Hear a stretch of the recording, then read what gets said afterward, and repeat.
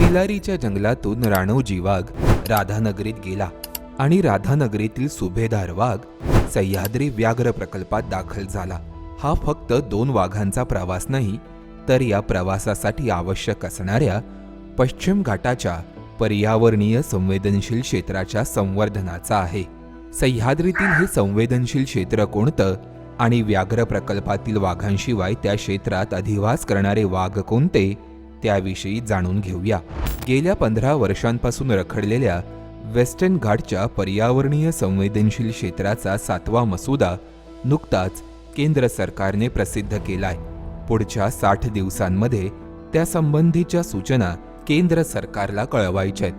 यामध्ये महाराष्ट्रातील 17,340 चौरस किलोमीटरचं क्षेत्र हे संवेदनशील क्षेत्र म्हणून प्रस्तावित करण्यात आलंय. हे क्षेत्र वेस्टर्न घाटच्या एकूण प्रस्तावित क्षेत्राच्या सुमारे 30% आहे. महाराष्ट्रातील 11 जिल्ह्यांमधील एकूण 2,133 गावं या प्रस्तावित पर्यावरणीय संवेदनशील क्षेत्रात समाविष्ट आहेत. जिल्हानिहाय विचार करता रत्नागिरी जिल्ह्यातील सर्वाधिक 735 गावं, त्यानंतर नाशिकमधील 498, सिंधुदुर्गमधील 458, कोल्हापुरातील 382, पुण्यातील 281, साताऱ्यामधील 175, अहिल्यानगरमधील 159, पालघर आणि ठाण्यातील प्रत्येकी 149, रायगडमधील 123, तर सांगलीतील सर्वात कमी 24 गावं समाविष्ट आहेत.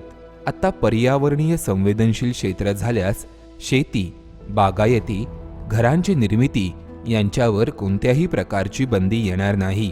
तसेच मालमत्तेच्या मालकीवरही कोणताही परिणाम होणार नसून गावकऱ्यांचे विस्थापन देखील होणार नाही. मात्र या क्षेत्रातील खाणकामावर सर्वाधिक परिणाम होईल.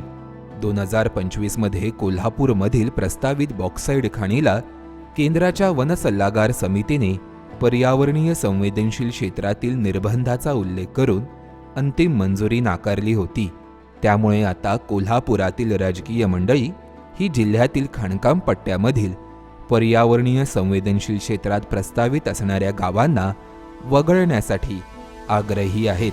मात्र नेमक्या याच क्षेत्रामधून वन विभागाने 2022-23 साली 10 वाघांच्या छायाचित्रांची नोंद केली आहे, ज्यामधील सुभेदार आणि बाजी हे वाघ सह्याद्री व्याघ्र प्रकल्पात स्थिर झाले असून काही वाघांचे हद्दक्षेत्र अजूनही पर्यावरणीय संवेदनशील क्षेत्रात आहे.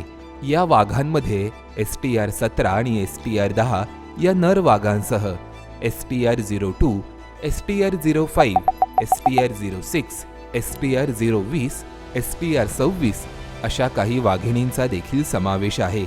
राणोजी आणि सुभेदारसह सह्याद्रीचे वाघ मुक्तपणे फिरत राहावेत यासाठी संवेदनशील क्षेत्र महत्त्वाचं आहे.